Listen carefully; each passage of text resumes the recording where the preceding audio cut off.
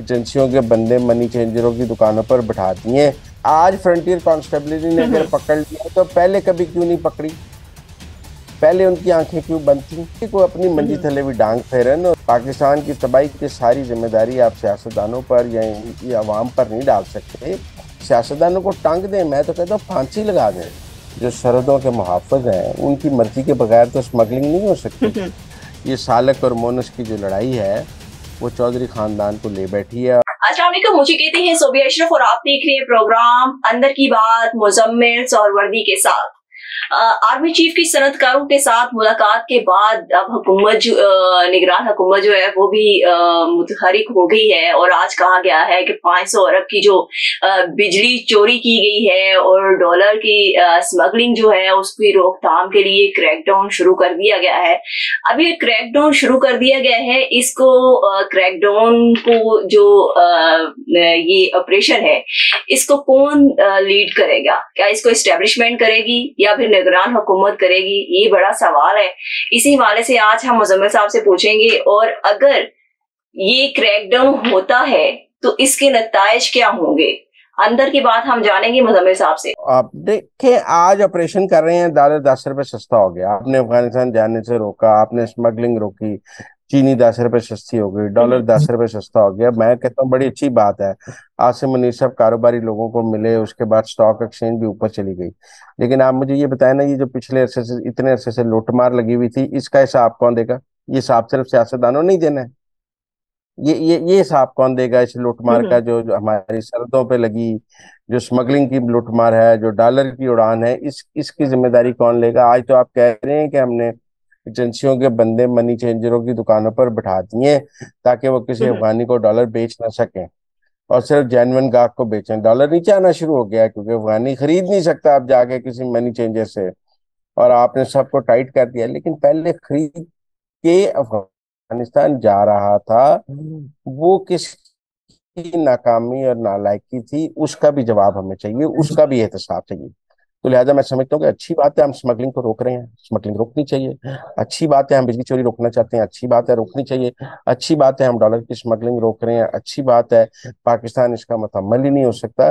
अच्छे काम है, लेकिन साथ साथ जरा एहतसाब का अमल भी चलाएं कि ये सब कर कौन रहा था। मतलब हमें सिर्फ ये ना बताएं कि ये फ्रंटियर कांस्टेबल ने अफगानिस्तान चीनी जाने से रोक दी और उसमें पकड़ ली। हमें ये बताएं कि ये पिछले जा कैसे रही थी। भाई पहली दफा तो नहीं जा रही ना कि आज फ्रंटियर कांस्टेबलिटी ने अगर पकड़ लिया तो पहले कभी क्यों नहीं पकड़ी? पहले उनकी आंखें क्यों बंद थी? यानी माजी में जो लोग मुलव्वस रहे हैं इन सरगर्मियों में उनके खिलाफ ऑपरेशन होना चाहिए। क्योंकि आर्मी चीफ की मुलाकात से एक दिन पहले तक ये सिलसिला जारी था। ये तो आर्मी चीफ की मुलाकात के बाद ये बंद हुआ है ना, इन्होंने कुछ अरसे के लिए किया है। तो मेरा मतलब है कि कोई अपनी मंजी थले भी डांग फेरन और उनको वहां भी एहतसाब होना चाहिए। पाकिस्तान की तबाही की सारी जिम्मेदारी आप सियासतदानों पर या ये अवाम पर नहीं डाल सकते। अगर डॉलर की स्मगलिंग रही है, ईरानी तेल की स्मगलिंग रही है, अगर अफगानिस्तान को स्मगलिंग रही है, तो इसकी जिम्मेदारी उठानी पड़ेगी सरहदों के मुहाफिज को कि उनकी कोताही है, नालायकी है, कनाइवेंस है, मिली भगत है, जो भी है वो इसके जिम्मेदार हैं। और इसका उन्हें पाकिस्तान की अवाम को जवाब देना चाहिए कि ये कैसे हो गई ये स्मगलिंग, और ये पाकिस्तान कंगाल हो गया स्मगलिंग की वजह से, इसकी जिम्मेदार कौन? खैर मुजम्मिल साहब, एक मुनज़्ज़म पॉलिसी बनाने की जरूरत है फौज को। मुनज़्ज़म पॉलिसी फौज, देखिए जी, फौज अपने अंदर किसी और को तो कुछ करने नहीं देती, उनका अपना निजाम है। ये तो आर्मी चीफ ने बनानी ना पॉलिसी। उसने बताना है कि कौन कर रहा था। वो 29 नवंबर से मुल्क के आर्मी चीफ हैं, तो वो बता दें कि 30 अगस्त तक इस मुल्क में, 29 नवंबर से जो उनके 10 महीने हैं, 29 नवंबर से 30 अगस्त तक मुल्क में जो स्मगलिंग है उसका हिसाब दे दें। चले वो जनरल बाजवा के दौर का हिसाब नहीं देना चाहते, वो राहील शरीफ के दौर का हिसाब नहीं देना चाहते, वो कियानी के दौर का हिसाब नहीं देना चाहते, हम नहीं मांगते। वो अपने दौर का तो दे दें, 29 नवंबर से 30 अगस्त तक जो होता रहा है। इसकी इसका जिम्मेदार कौन है? क्योंकि अगर उन्होंने बंद करके दिखाया है तो इसका मतलब हो रहा था, उनके दौर में भी हो रहा। तो वो जरा उसका हिसाब भी दे दें कि मेरे दौर, उनके दौर में जो जो कर रहा था उसके भी जरा केसेस सामने ले आए सियासतदानों को टांग दें, मैं तो कहता हूँ फांसी लगा दें, लेकिन जरा अपनी मंजी थले भी डांग फेर लें, वो उसका भी हम जरा उनसे दरखास्त करते हैं कि वो भी कर लें। दूसरा, आपने मुझसे बात की डॉलर। डॉलर से पहले मैं बात करना चाहता हूँ स्मगलिंग पे। आप देखें ना, चीनी की कीमत 10 रुपए सस्ती हुई है। मुल्क में स्मगलिंग कौन जी करता है? जी। मैं और आप तो करते हैं। जो सरहदों पे खड़े हैं, जो सरहदों के मुहाफिज हैं, उनकी मर्जी के बगैर तो स्मगलिंग नहीं हो सकती। हम्म आप मेरी बात समझे हम्म ना। उनकी मर्जी के बगैर क्या अफगानिस्तान में डॉलर सरहदों पर खड़े लोगों की मर्जी के बगैर चले जाते हैं? तो आपने बाढ़ लगाई, आपने सारा कुछ किया, उसके बाद डॉलर कैसे चला जाता है? फिर दूसरी बात यह है कि ईरान से तेल कैसे आ जाता है?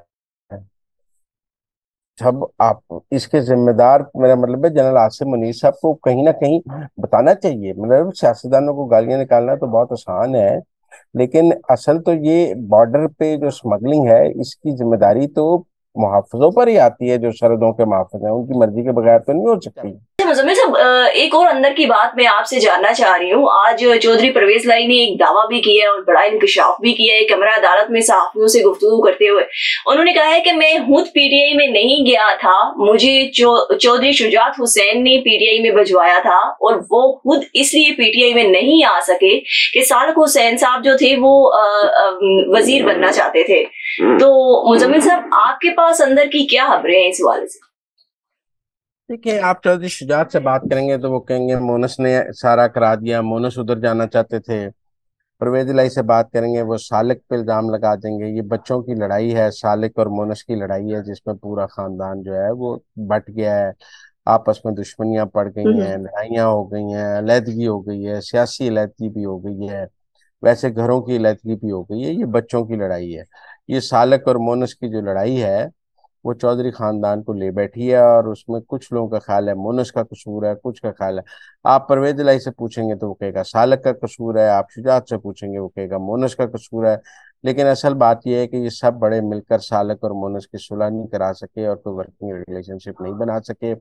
अब उसमें मोनस की ज्यादा गलती है या सालक की ज्यादा गलती है, ये तो बाद में कभी बात कर लेंगे। लेकिन एक दूसरे के बच्चों को जिम्मेदार ठहराया जा रहा है। वो कहते हैं जी मोनस जो है वो, उसके अंदर इमरान खान की मोहब्बत थी, वरना चोई साहब तो इधर आने के लिए दुआएं खैर हो गई थी। कोई चोई साहब से पूछे ना कि आपने तो दुआएं खैर कर ली थी मुस्लिम लीग नून और आसिफ जरदारी के साथ, चोई शुजात के साथ मिलकर, तो बाद में क्या हुआ? आपको बाजवा के साहब का फोन आ गया। आप ये क्यों नहीं कहते कि मुझे जनरल बाजवा और जनरल फैज ने इमरान खान की तरफ भेजा है? आप बताते तो हैं कि मुझे बाजवा और फैज ने कहा कि इमरान खान की तरफ चले जाओ। तो ये शुजात बेचारे को क्यों बदनाम कर रहे हैं? मेरा मतलब शुजात को ने फोन करके कहा है, शुजात के साथ तो आप पीडीएम के साथ चले गए थे, बाद में आपको बाजवा साहब का फोन आया, आपने बाजवा साहब ने आपको कहा उधर चले जाएं, आप बाजवा साहब के कहने पर उधर चले गए हैं। आपका फैसला गलत साबित हो गया है, चोई शुजात का फैसला ठीक साबित हो गया है। अब वक्त ने साबित किया है कि चोई शुजात की का पीडीएम की तरफ जाने का फैसला ठीक था, आपका जाने का फैसला गलत था। लिहाजा अब एक दूसरे के बच्चे को गालियां, बच्चों को बुरा भला कहना कोई इतनी अच्छी बात नहीं है। ना उनको मोनस के बारे में बात करनी चाहिए, ना इनको सालक के बारे में बात करनी चाहिए। मेरे ख्याल में को फैमिली को आपस में आगे सियासत करने के असूल वजह करने चाहिए। मैं आपसे जानना चाह रही हूँ, जो मैंने अभी इंट्रो में बोला है कि इस ऑपरेशन को लीड कौन करेगा, ये सवाल हर आम शहरी के दिमाग में है। और अगर ये ऑपरेशन होता है क्या तो इसके नतायज क्या होंगे? क्या डॉलर की स्मगलिंग जो है वो खत्म हो जाएगी? मैं देखिए, मैं पहले बिजली चोरी पे बात करूंगा, फिर डॉलर की स्मगलिंग पे बात करूंगा। ये दो अलग अलग चीजें हैं, आप दोनों को जी मिक्स जी। ना करें प्राय मेहरबानी। बिजली की चोरी का डॉलर से कोई ताल्लुक नहीं। जो बिजली चोर है वो डॉलर में तो चोरी नहीं ना कर रहा। तो हम्म सबसे पहले हम बात कर लेते हैं पाकिस्तान में बिजली चोरी पे। आज वफाकी हुकूमत ने कहा है कि पाकिस्तान में 500 अरब की बिजली चोरी है। पिछले कितने 2 दहाइयों से वापडा का चेयरमैन जर्नैल लग रहा है, कोई सिविलियन लग रहा है। आप मेरी बात समझे ना। हम हम्म टेक्निकली तो ये डिस्कोज और ये सब हमने फौज के कंट्रोल में दी हुई हैं। जब हम कोई रिटायर्ड जर्नैल वहां लगा लेते हैं, चाहे सजाद गनी लगा लें, चाहे जनरल रमन लगा लें, जनरल जुल्फकार लगा लें, जिसको भी लगा लें, वो रिटायर्ड जनरल भी तो आता जीएचक्यू से ही है ना। उन्हीं का हॉट फेवरेट हम्म। होता है, जिसको हम चेयरमैन वापडा लगाते हैं, फिर वो डिस्कोज में जाते हैं। जी जी, मुजम्मिल साहब, इस्टेब्लिशमेंट डिवीजन से उनकी अप्रूवल आती नहीं, पर मतलब किसी स्टैब्लिशमेंट डिवीजन की मजाल है कि बगैर जीएचक्यू की अप्रूवल के किसी रिटायर्ड जर्नैल को कोई नौकरी दे दे?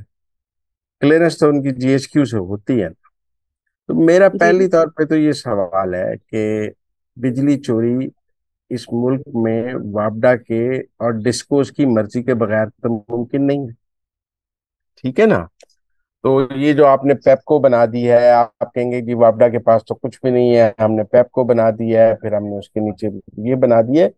कंपनियां आपने जरूर बना दी हैं, लेकिन ओवरऑल कंट्रोल एक वापडा का एक मौजूद है।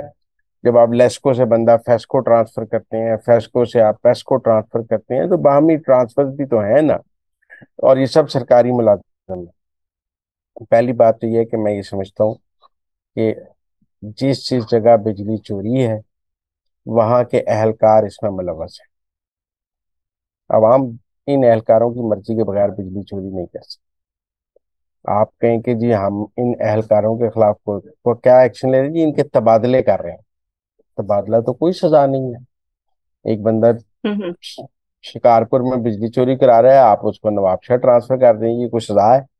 एक बंदा मर्दान में 80% बिजली चोरी करा रहा है, आपने उसको सवाबी में ट्रांसफर कर दिया, ये कोई सजा है? मुझे तो बड़ी मज़े खेज बात लगी कि जिसके इलाके में 80% बिजली चोरी है, 60% बिजली चोरी है, आप उसे हथकड़ियां लगाएं, वो जिम्मेदार है।